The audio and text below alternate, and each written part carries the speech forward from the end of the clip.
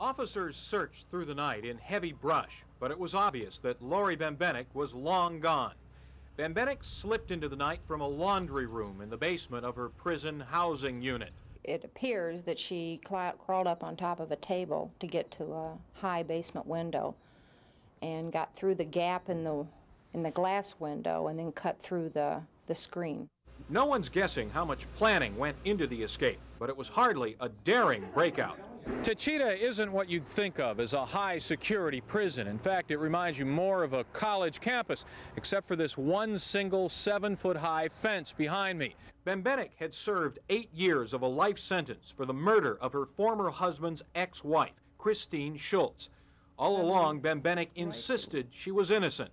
But I can't convince them that I didn't do it. But last month, after a series of legal attempts, Bembenek's appeal was rejected. Her attorney thinks Bembenek's frustration simply became overwhelming. Maybe this is what she thought was her only opportunity to maybe clear her name, or this is the only way she could deal with the situation. Bembenek's trial in 1982 was among the most sensational ever seen in Milwaukee. For years after, people would continue to ask, was she really guilty? Now another question has become the talk of the town. Where is Laurie Bembenek? Alan May, Channel 12 News in Fond du Lac. After a 10-hour car ride on Sunday, Fond du Lac County Sheriff's deputies came to Thunder Bay with a briefcase full of questions. The primary one being, did anyone help Laurie Bembenek and Dominic Guglielmo go underground here in Canada? We're not near announcing that we're going to arrest somebody for aiding and abetting or anything of that nature. We're still exploring the evidence. This is one of the places sheriff's deputies asked some of their questions today. This is the Columbia Grill where Laurie Bembenek was working. One of the few people Bembenek has allowed visits from is a co-worker named Joanne Provost, who became close with Bembenek socially. They spoke Sunday at the district jail where Bembenek is being held. Just worried about Tony, Nick. How so? Like she said, she was accustomed to this. This is the first time he's been arrested, so she's more worried about him than herself. But investigators were actually close to praising Guglielmo on his choice of Thunder Bay as a hideaway. You come to Thunder Bay, if they would have got past America's Most Wanted, both of them with jobs, both of them with false identities, and got a year down the road with a couple jobs in the background, you think about it. Here you got two people starting fresh at the age of whatever they are, like a couple 18-year-olds starting over. Once Bembenek is returned to the United States, she won't be starting over, just picking up where she left off, in prison. Alan May, Channel 12 News, in Thunder Bay, Ontario.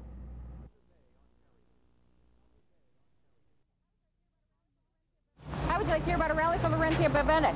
At high noon at 3rd and Wisconsin came the call for an independent investigation of the Laurie Bembenek case. Among those handing out flyers paid for by Bembenek's parents, a private eye, a pen pal of Bembenek's, and a father who hopes to hear from his son, Nick Guglielmo, Bembenek's fiancé. The two words I want to hear best is, "Hi, Dad." That's what I want to hear. Would you like to hear about a rally for Laurie Bembenek? Thanks. The response was mixed. They dragging me through the system also. Free the lady. Thank you. Friends of Bembenek are undaunted by failed court appeals. They want another chance to prove the case against the former cop was contrived, that she didn't kill her then-husband's ex-wife, and that she was framed to cover up police corruption. Organizers expect thousands of people to fill MacArthur Square on Friday. It is no coincidence that this is the site selected for the rally. It's right in the middle of the police department, the district attorney's office, and the courthouse. Back at 3rd in Wisconsin, a passerby suggested a book about Bembenek be written. Private Eye Ira Robins predicted a new chapter. I'm sure that if Laurie Bembenek gets a fair trial, she'll be here for it. Meantime, there is no sign of the woman behind their cause. Kathy Michaelby, Channel 12 News, Milwaukee.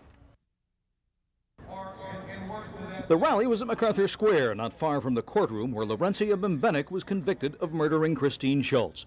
It came complete with Bembenek masks, bumper stickers, signs, and speeches. That this weapon was checked by other people. It was organized by people like Detective Ira Robins, who spent the past 8 years trying to unearth evidence to get Bembenek a new trial, and the family of Dominic Guglielmo, the man police are looking for in connection with Bembenek's escape. We're hoping for an outside state to come in, an outside agent to come in and look at it.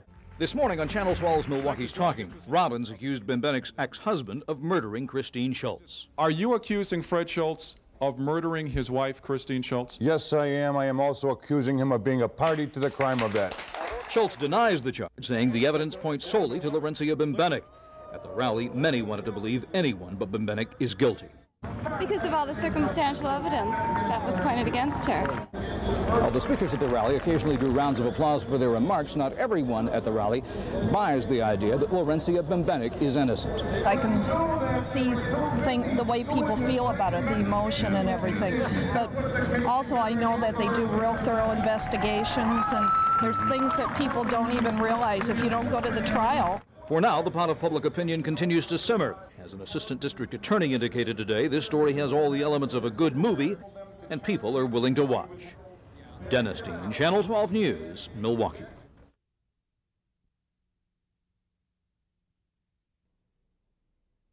Now we've got to do some more police work and find out whether or not they had help. And police say they strongly suspect the couple had outside help. Call it a Bambi network. They point to the fact that within a matter of days after the escape, the couple had settled in Thunder Bay with a car, cash, an apartment, a job for Laurencia, and new identification. Could Dominic have set all this up before the escape? Well, possibly. But it's the huge outpouring of public support for Bembenek, even before the escape, that leads police to suspect they may have had help. Given the high profile and the degree of sympathy that is projected in the community, we think that there is a potential that there were other people that may have aided them in some degree. That investigation started today here at the Milwaukee County Courthouse. This is where Laurencia's phony birth certificate was issued, and police believe it could provide some leads. If anyone is found to have knowingly given assistance to the couple, they could face charges of aiding and abetting an escapee, which carries a possible 5-year prison term. If there was a group or a person or persons that aided, I mean, they broke the law just as sure as Dominic Guglielmo did. And like Guglielmo, they may pay a stiff price for their allegiance to Laurencia Bembenek. Dane Placco, Channel 12 News, Fond Du Lac. One of the very first leads police followed after the escape was to Canada, in Toronto. It had to do with a possible getaway car. As Channel 12 learned exclusively, police believed a silver Chrysler New Yorker may have been the getaway car. That because it was seen parked behind the prison the day of the escape. Teletypes with a description of the car were sent out across the U.S. and Canada. It was exactly 1 week after Bembenek's escape. Toronto police spotted a silver Chrysler New Yorker parked here on this residential street. It turned out the car had stolen New York plates. Making it even more suspicious, it was parked a block away from a big hotel. Basically, the car was parked at this location, and the hotel was here. Sergeant Gary Stewart works at Toronto Police Headquarters. And the way it was parked, it looked like it was almost hidden. And that's what drew the officer's attention to it when he was on his way to work. Police staked out the car for 3 hours and ultimately arrested a woman. It was not Bembenek, but they thought she might be an accomplice. After some investigation, though, she was released. Another interesting point that raised questions about Canada is that Mrs. Bembenek, Laurencia's mother, was vacationing up here for about 10 days in September, touring throughout the country, stopping in many major cities, including Toronto. But Mrs. Bembenek and her husband have denied all along they've had any contact with their daughter. She says she went to Toronto because of all the stress she's had to endure. While we were exploring leads up here in Toronto, I decided to look up Bembenek in the phone book to see if possibly any relatives live here. I found one Bembenek in the book, E. Bembenek, Eva as it turned out. I called the number. When I called the number, a man answered and a strange conversation followed where he acted like he knew who I was talking about and then backed off. When I told police about it, they went to talk to him too. He was ultimately cleared, at least for the time being. This was Bembenek's calendar. She had it hung up in her jail cell. It shows a full schedule of events in her life leading up to the escape. Everything from tennis, visits from friends, her parents, and the last visit, just 2 days before the escape, she marks here as Nick, Dominic Gugliotto. Channel 12 News has learned some of the places Gugliotto was the day of the escape and some revealing events leading up to it. Channel 12 obtained this exclusive photograph of Gugliotto. It's the day of the escape, and he's making the last of a series of money withdrawals from a Milwaukee area bank time machine.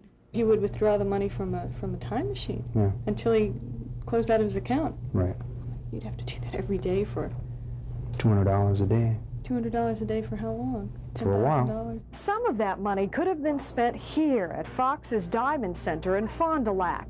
Gugliotto's final credit card report shows he bought 2 gold wedding bands like these at this store for about $600 just 3 days before the escape.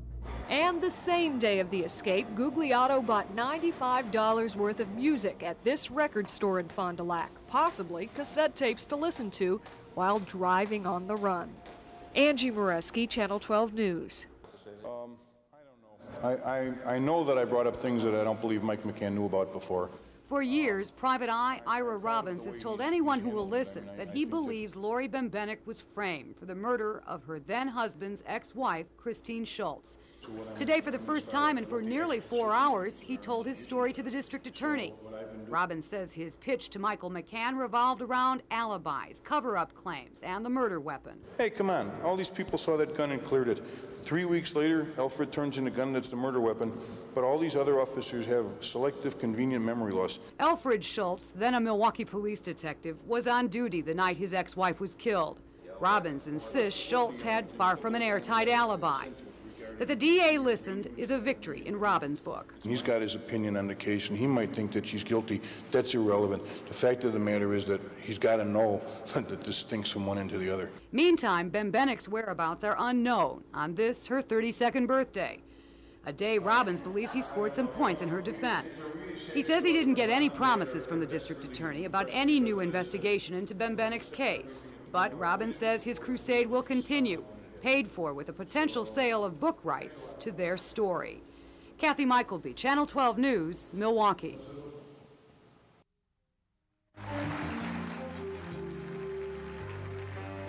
He is the man who met your daughter. If you want to get rid of her, I've got a phone number for you, end quote. No, that's false also. Do you... Eisenberg. Don Eisenberg was banned... Laurencia wasn't used to not having her fast lane and her designer clothes. And she mentioned to me on several occasions that she envied Christine for being able to live in the house and that I was taking care of her. What do you respond to that, Virginia? How can you respond to all these lies? Laurie Bembenek's last taste of freedom was here at the Columbia Bar and Grill here in Thunder Bay, Ontario. Now, this might not be the kind of cover you might have envisioned for someone who's made international headlines over the past couple of months, but it did serve as a necessary setting for her coming up with an entire new identity. Bembenek worked here as a waitress. The people who worked here with her knew her, though, by a different name, Jennifer Gazin. Excellent employee. Get along with everybody, never get mad. She's always pleasure with the customers. She's, to me, if you let her free tomorrow, it says, okay, you go, I hire her back. Bembenek claims she was here in Canada because her husband, Tony, had to come up here for an insurance job. He turns out to be boyfriend Nick Gugliotto, who apparently helped Bembenek in her escape back in July. Bembenek also had another job as an aerobics instructor at a nursing home for the elderly. We worked together almost every night for the last month and a half. What kind of a person was she? Very friendly, very outgoing. Very eager to help anybody out. She was a fairly good aerobics instructor. People liked her classes. So yeah, she was a nice person. Meanwhile, here at the Columbia Bar and Grill, there are 2 signs up at the front window advertising a couple of job openings, one for a cook and one for a waitress. Laurie Bembenek was doing both.